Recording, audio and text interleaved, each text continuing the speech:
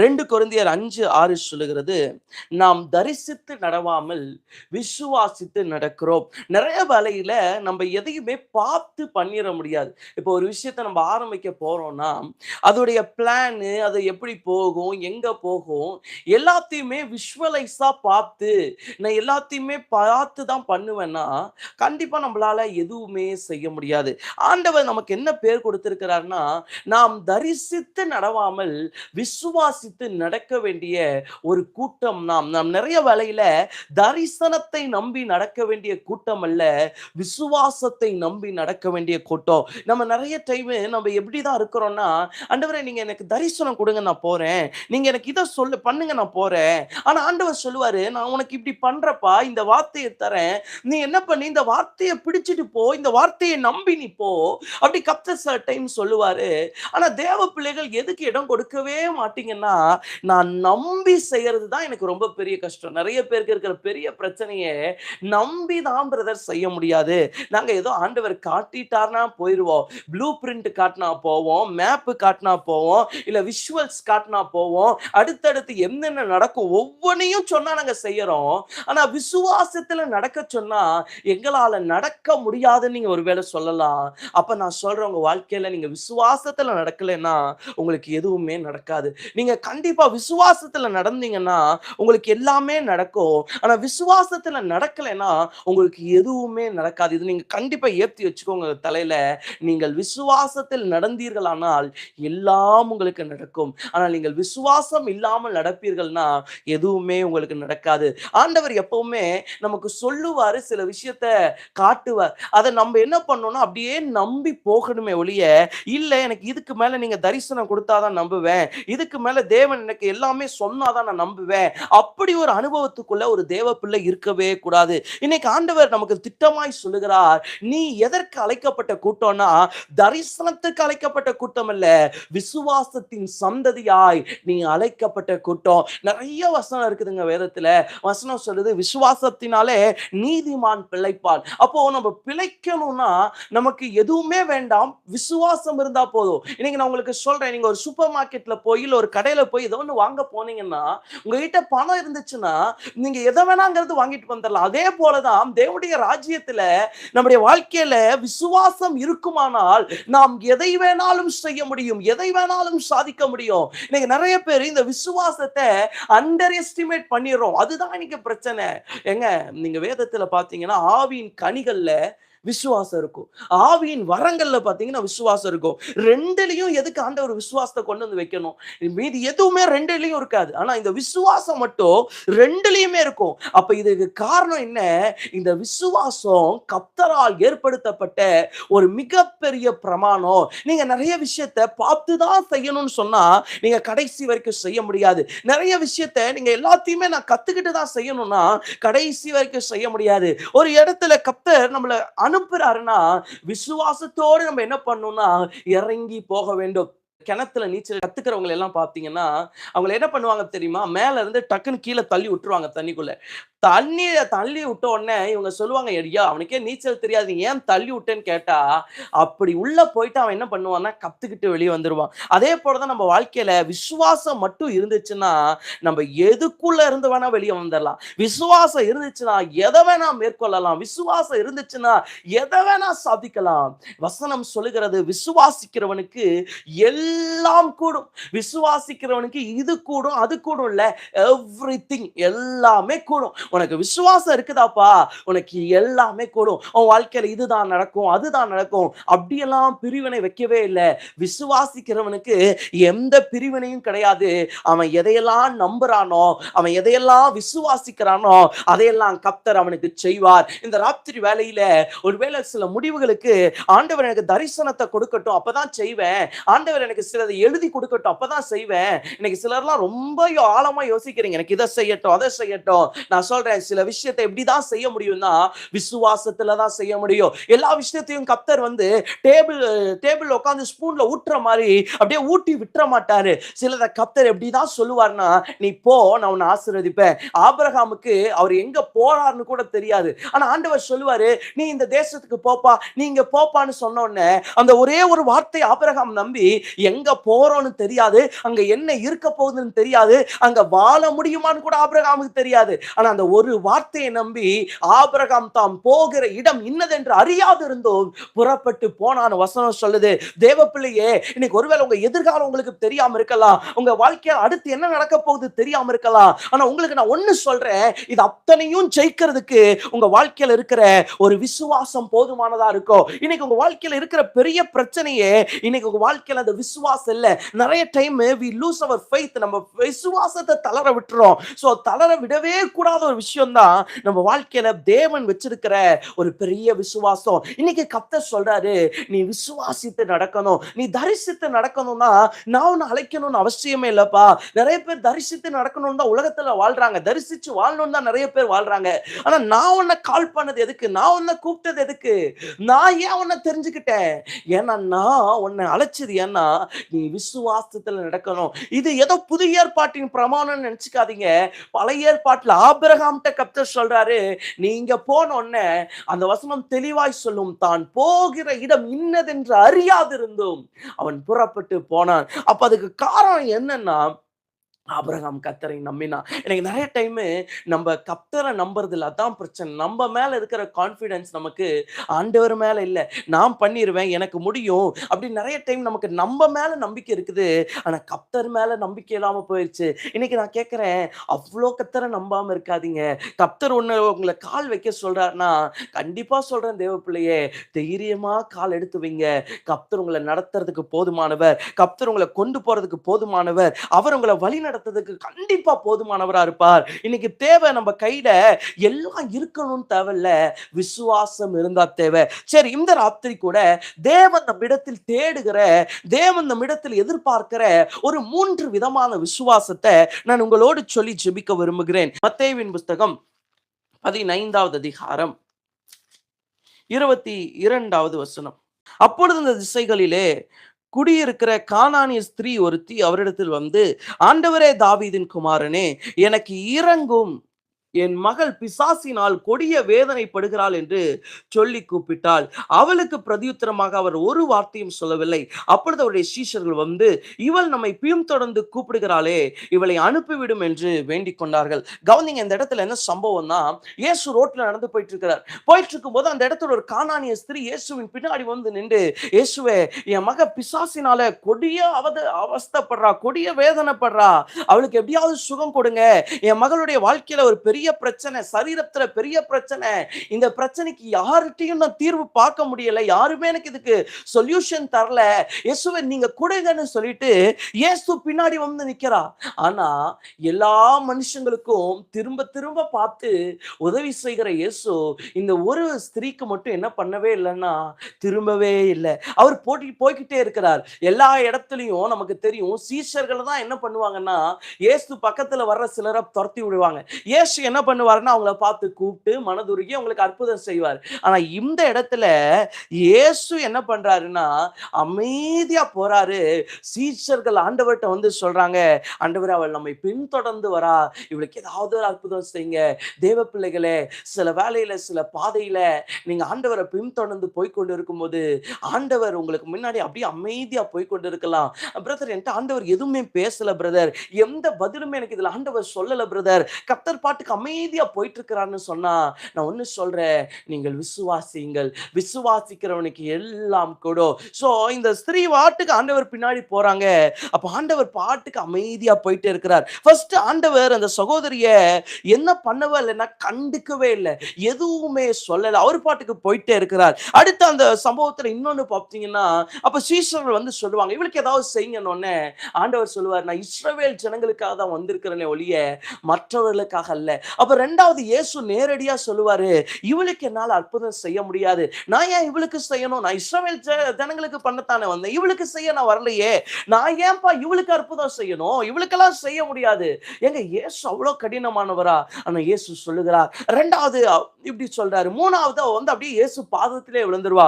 விழுந்த உடனே ஆண்டவர் சொல்லுவாரு, பிள்ளைகள் அப்பத்தை எடுத்து நாய்க்கு போட முடியாது. ஃபர்ஸ்ட் இயேசு அவளை கண்டுக்கல, ரெண்டாவது இயேசு உனக்கு செய்ய முடியாத முடியாதுன்னு சொல்லிட்டாரு. 3வது ஆண்டவர் சொல்றாரு, நாய்களுக்கெல்லாம் அற்புதம் செஞ்சிட முடியாது. எவ்வளவு லிட்டரலா வெளிப்படையா கர்த்தர் பேசுறாரு பாருங்க. நாய்க்கெல்லாம் என்ன பண்ணிட முடியாதா? அற்புதம் செஞ்சிட முடியாது. ஆனா அதையும் தாண்டி அந்த சகோதரி சொல்றாங்க, பிள்ளைகள் சாப்பிட்டு சிந்தற சிலது கீழே விழுகும்ல, அத நாய் தின்னும்லன்னு ஒண்ணே ஆண்டவர் சொல்லுவாரு, ஸ்திரியே உன் விசுவாசம் பெரியது. நீங்க வேதத்துல எல்லா இடத்துலயும் பார்த்தீங்கன்னா, உன் விசுவாசம் உன்னை ரட்சித்ததுன்னு இருக்கும். ஆனா இந்த சகோதரியுடைய சம்பவத்துல மட்டும் வேதம் என்ன எழுதி இருக்கும்னா, ஸ்திரியே உன் விசுவாசம் பெரியது. அப்போ இவங்களுடைய விசுவாசம் என்னன்னு நீங்க கேட்டீங்கன்னா, ஆண்டவருடைய வார்த்தையை மீறி, அத்தனை எதிர்ப்புகளை மீறி, எதிர்ப்புகளை தாண்டின ஒரு விசுவாசம். நீங்க சில விஷயத்தை சாதிக்கணும்னா, சில விஷயத்தை நீங்க அடையணும்னா, உங்க வாழ்க்கையில கண்டிப்பா என்ன வேணும்னா, எதிர்ப்புகளை கடக்கிற ஒரு பெரிய விசுவாசம் வேணும். சில இடத்துல மனுஷங்க நீங்க கூப்பிடும்போது அப்படியே அமைதியா போவாங்க. சிலர் உங்களை அவமானப்படுத்துறதுக்கே பேசுவாங்க. சிலர் உங்களுக்கு பண்ணவே முடியாத அப்படியே உதறி தள்ளுவாங்க. ஆனா தேவ பிள்ளையே, உனக்கு ஒரு விசுவாசம் வேணும். உன்னுடைய எதிர்ப்புகளை கடந்து போகிற ஒரு விசுவாசம் வேணும். உன்னுடைய அத்தனை எதிர்ப்புகளையும் தாண்டி நீ முன்னேறி செல்லுகிற ஒரு பெரிய விசுவாசம் உடைய வாழ்க்கையில தேவை என்பதை மறந்து போயிடாத. இந்த ஸ்திரீக்குள்ள அந்த விசுவாசம் இருந்துச்சு. இவங்க யாரை எதிர்த்தாங்கன்னு நினைக்கிறீங்க? ஆண்டவராகிய இயேசுடைய வார்த்தைக்கு மேல அவங்க விசுவாசம் வந்து நிக்குது. அதனாலதான் ஆண்டவர் சொல்றாரு, ஸ்திரீயே உன் விசுவாசம் பெரியதுமா. நான் இப்படி ஒரு விசுவாசத்தை பார்க்கல. நான் உன் விசுவாசம் பெருசுன்னு சொல்றேன்னு சொல்லி அவங்களுக்கு ஒரு சொல்லிட்டு போறாரு. விசுவாசம் மிக மிக பெரியது. இந்த ராத்திரி நான் சொல்றேன், சில எதிரான வார்த்தைகள் வரும், எதிரான சூழ்நிலைகள் வரும். ஆனா ஆண்டவர் முதல்ல எந்த விசுவாசத்தை எதிர்பார்க்கிறார் தெரியுமா? எதிரா இருக்கிற அத்தனை சூழ்நிலைகளுக்கோ மேலே நிற்கிற ஒரு விசுவாசம், எதிராய் நிற்கிற அத்தனை பிரச்சனைகளுக்கோ மேலே நிற்கிற ஒரு விசுவாசத்தை கர்த்தர் உங்க வாழ்க்கையில எதிர்பார்க்கிறார். இன்னைக்கு நீங்க சொல்லலாம், பிரதர் இந்த விசுவாசம் போதும் பிரதர். எதிர்ப்பு வந்தா இன்னைக்கு நிறைய பேருடைய விசுவாசம் காலியா போயிருது. நிறைய பேரு ஆரம்பத்துல இதை பண்ணிடுவேன் அதை பண்ணிடுவேன்னு வருவோம். ஆனா ஏதோ ஒரு எதிர்ப்பு, ஏதோ ஒரு வார்த்தை வந்துருச்சுன்னா நம்ம விசுவாசமே இல்லாம போயிருது. ஆனா இன்னைக்கு ராத்திரி உங்களுக்கு நான் அன்பா சொல்றேன், உங்க வாழ்க்கையில எல்லா எதிர்ப்புகளை கடக்கிற ஒரு பெரிய விசுவாசம் வருவதாக, எதிர்ப்புகளை தாண்டுகிற ஒரு பெரிய விசுவாசம் வருவதாக. தேவ பிள்ளைக்குள்ள இருக்கணும்னு அவர் நினைக்கிற ஒரு பெரிய விசுவாசம் என்னன்னா, எதிர்ப்புகளை தாண்டுகிற விசுவாசம், எதிர்ப்புகளுக்கும் எதிரான விசுவாசம். நிறைய டைம் நிறைய எதிர்ப்புகள் ஒரு தேவ பிள்ளையுடைய வாழ்க்கையில வரலன்னா தான் ஆச்சரியம். எதிர்ப்புங்கிறது ஒரு தேவ பிள்ளையோட வாழ்க்கையில கட்டாயம் வரும். ஆனா அது எல்லாத்தையும் கடந்து ஒரு தேவ பிள்ளை முன்னேறி ஆக வேண்டும், ஒரு தேவ பிள்ளை கடந்து போக வேண்டும். நான் உங்களுக்கு சொல்றேங்க, நீங்க சில விஷயத்தை எதிரா பார்க்கலாம், நீங்க சில விஷயத்துக்கு எதிரா போலாம். ஆனா உங்க வாழ்க்கையில உங்களுக்கு எதிரா வர்ற அத்தனை சூழ்நிலைக்கும் எதிரான ஒரு விசுவாசத்தை தேவன் உங்களுக்குள்ள எதிர்பார்க்கிறார். இந்த சகோதரிக்குள்ள இருந்துச்சு, எதிரா இருக்கிற அத்தனை காரியங்களுக்கும் எதிர்த்து நிற்கிற ஒரு விசுவாசம். சோ முதலாவது விசுவாசம் எதிரான சூழ்நிலைக்கு விரோதமாய் நிற்கிற விசுவாசம். இரண்டாவது ஒரு விசுவாசம் பாருங்களேன், சங்கீதத்தின் புஸ்தகம் 139வது அதிகாரம் 11வது வசனம். இருள் என்னை மூடிக்கொள்ளும் என்றாலும் இரவும் என்னை சுற்றிலும் வெளிச்சமா இருக்கும். இருள் என்னை மூடிக்கொள்ளும் என்றாலும் இரவும் என்னை சுற்றிலும் வெளிச்சமா இருக்கும். இது தாவீதுடைய ஒரு பெரிய விசுவாசம். தாவீது சொல்றாரு, இரவு என்ன ஒருவேளை இருள் என்ன மூடிருச்சுன்னா எனக்கு எது வெளிச்சம் கொடுக்கும்னா இருள் வெளிச்சம் கொடுக்கும். எப்படி தாவீது இப்படி சொல்லலாம்? தாவீது என்ன சொல்லணும்? வெளிச்சம் பகலோ எனக்கு வரும், இல்ல சூரியன் வரும், அப்படிதானே சொல்லியிருக்கணும். எனக்கு இருள் சூழுதுன்னா கர்த்தர் வெளிச்சமா வருவார், கர்த்தர் எனக்கு வெளிச்சமா நிற்பார், அப்படிதானே தாவீது சொல்லியிருக்கணும். ஆனா தாவீதுக்குள்ள இருந்த விசுவாசம் என்ன தெரியுமா? இருள் என்ன அப்படியே சூழ்ந்தா கூட இரவு எனக்கு வெளிச்சத்தை கொடுக்கும். அப்போ தாவீதுடைய வாழ்க்கையில இருந்த விசுவாசம் பாருங்க, இது இயற்கைக்கு அப்பாற்பட்ட விசுவாசம். அவன் சொல்றான், இருள் தனக்கு வெளிச்சம் கொடுக்கும். ஏங்க இரவுனாவே என்ன? இருள கொடுக்கிறதா இரவுடைய நேச்சர். ஆனா தாவீது சொல்றாரு, இருள் கூட இரவு கூட எனக்கு எதுவா மாறும்னா வெளிச்சமாய் மாறும் என்று தாவீது பிரகடனப்படுத்துகிறார். சோ இரண்டாவது நம்ம வாழ்க்கையில தேவன் தேடுகிற ஒரு விசுவாசம் என்ன தெரியுமா? இயற்கைக்கெல்லாம் மேல் நிற்கிற ஒரு விசுவாசம், இயற்கைக்கெல்லாம் எதிராய் நிற்கிற ஒரு விசுவாசம். இன்னைக்கு தேவ பிள்ளையுடைய வாழ்க்கையில தேவன் என்ன அதிகாரத்தை வச்சிருக்கிறார்னா இயற்கையின் மேல் அதிகாரம் வச்சிருக்கிறார். நம்ம தான் நிறைய பேர் இதை மிஸ்யூஸ் பண்ணிக்கிறோம், தெரியறது இல்ல. எலியா 3 வருஷம் வானத்துல மழை பெய்யக்கூடாதுன்னு ஜெபம் பண்றாரு, வானம் அடைக்கப்படுது. வானத்திலிருந்து அக்கினி இறங்கட்டும்ங்கிறாரு, அக்கினி இறங்குது. அப்ப எலியாவுடைய விசுவாசம் இயற்கையை அசைக்கிறதா இருந்தது. இந்த ராத்திரி வேளையில தேவஜனங்களே, உங்க வாழ்க்கையில என்ன விசுவாசம் இருக்குது? இயற்கையை பார்த்தா அனுகூலம், இயற்கையை பார்த்தா பயம், இயற்கையை பார்த்தா நிக்க முடியல. நான் இன்னைக்கு உங்களுக்கு சொல்றேன், இயற்கையா நடக்க வேண்டிய சில காரியங்களை மாற்றக்கூடிய வல்லமை நம்முடைய வாழ்க்கையில இருக்கிற விசுவாசத்துக்கு இருக்கிறது.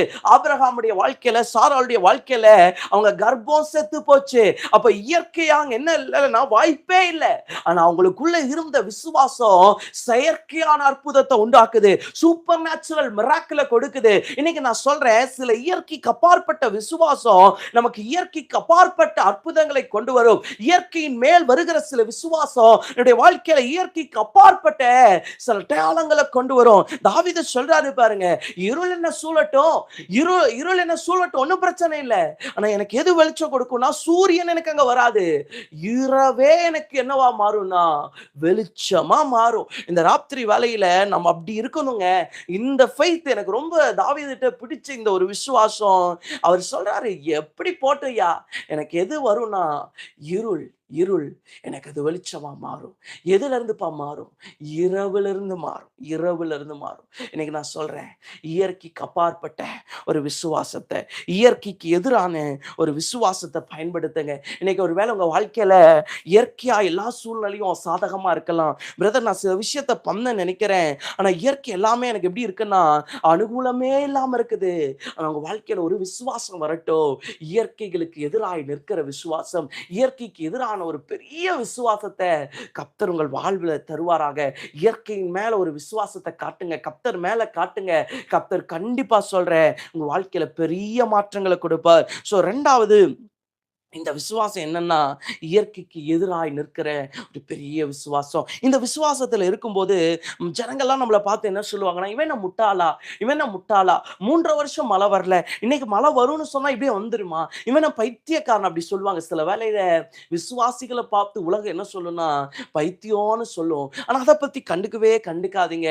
உங்களோடு கர்த்தர் இருக்கிறார். அவர் தம்முடைய தரிசனத்தை நிறைவேற்ற, அவர் தம்முடைய திட்டத்தை நிறைவேற்ற உண்மையுள்ளவரா இருக்கிறார். ரெண்டாவது, இயற்கைக்கு எதிரான ஒரு விசுவாசம். முதலாவது நான் சொன்னேன், வார்த்தைக்கு எதிரான விசுவாசம். இரண்டாவது, இயற்கைக்கு எதிரான விசுவாசம். மூன்றாவது ஒரு காரியத்தை நான் சொல்லி முடிக்க விரும்புகிறேன். யோபுவின் புஸ்தகம் 5வது அதிகாரம் 9வது வசனம் சொல்லும், ஆராய்ந்து முடியாத பெரிய காரியங்களையும் எண்ணி முடியாத அதிசயங்களையும் அவர் செய்கிறார்.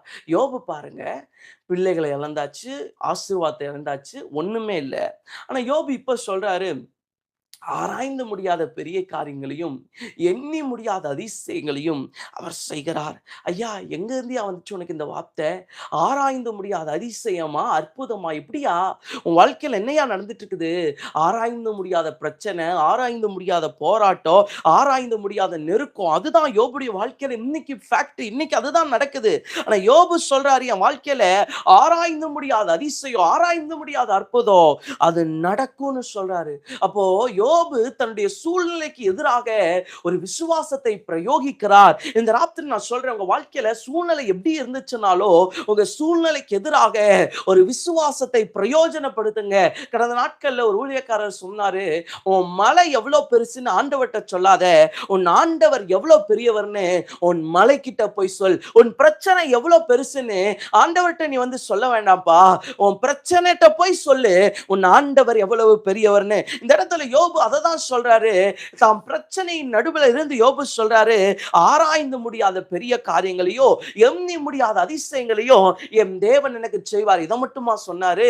கிரகிக்க முடியாத பெரிய காரியங்களை அவர் செய்வார். இன்னொரு இடத்துல சொல்லுவாரு, தேவரீர் சகலத்தையும் செய்ய வல்லவர், நீர் செய்ய நினைத்தது தடைபடாது என்பதை நான் அறிந்திருக்கிறேன். அப்ப யோபுடைய வாழ்க்கையில அவருக்குள்ள ஒரு விசுவாசம் இருந்துச்சு, சூழ்நிலைக்கெல்லாம் எதிரான விசுவாசம். சூழ்நிலை எப்படி வேணா போகட்டும் பிரதர், சிலது எனக்கு தீமையே வரும்னு இருந்தா கூட என் விசுவாசம் அதுக்குள்ள இருந்து எனக்கு எதை கொண்டு வரும்னா நன்மையை கொண்டு வரும். சில விஷயம் உங்களுக்கு தீமையை கொண்டு வரும், ஆபத்தை கொண்டு வரும், அப்படிதான் இருக்கும். ஆனா நான் சொல்றேன், உங்க வாழ்க்கையில இருக்கிற சில விசுவாசம் தீமை வர வேண்டிய சில இடத்துல இருந்து நன்மை உங்களுக்கு கொண்டு வரும். அழிவு வர வேண்டிய சில இடத்துல இருந்து ஆசீர்வாதத்தை கொண்டு வரும். அதுதான் தேவன் நமக்கு கொடுத்திருக்கிற ஒரு பெரிய விசுவாசத்தின் கிருபை. இந்த ராத்திரி கர்த்தர் அப்படிப்பட்ட விசுவாசத்தை நாம் ஒவ்வொருவருக்கும் போடுவாராக.